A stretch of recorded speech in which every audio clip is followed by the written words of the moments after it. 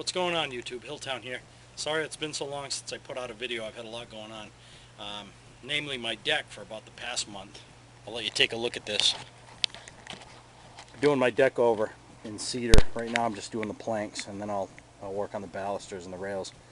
But it's a never-ending project. It's been occupying pretty much every spare moment of my time.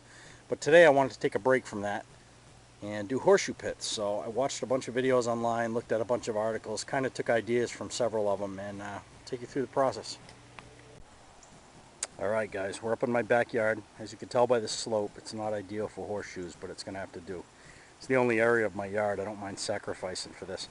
So what I've done is I've taken landscape timbers, 4x4 landscape timbers, put them together with 4 6-inch wood screws on each side, and I have them laid out where they're going to be in the yard. So what I'm going to do next is I'm going to take spray paint, and I'm going to spray the outside of the frame on the ground where these pits are going to be. Then I'm going to take the frames away, I'm going to remove the soil, lay down landscape fabric, and put, I think it's 5 bags of playground sand in each pit. So let's get into this and see how it goes. Okay, here are the pits that are dug out. As you can tell, I had to compensate for the slope, so this side is not as dug out as this side, but we got it done. Found a couple huge boulders in there. I thought I was going to strike oil before I got them removed, but we got them out. Let me show you what I'm doing to brace the stakes. I know a lot of guys will use a pail with concrete in it, but I didn't want to go through all that work, and if I decide I don't like the pits here, you know, I don't want to have to go through hell trying to get the buckets out. So let me show you what I've done.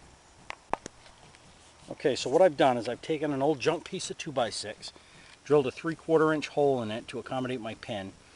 I'm going to pound the pin down in there, and I'm hoping this 2x6 acts as a stabilizer for the stake.